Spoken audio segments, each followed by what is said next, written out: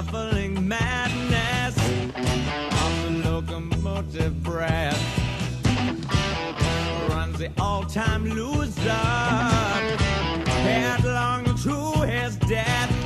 Oh, it feels the piston scraping, steam breaking on his brow. Old Charlie stole the handle and the train in. Alright, so here I am at the Indiana Northeastern yard here in Hillsdale, Michigan. This is their maintenance track, if you want to call it that, right here by the engine shops. A 1770, number 47, which was the Pigeon River Valley Railroad, CSX number 4216, and GP7 1603 way back there, which was one of the first units they ever got back in the 70s.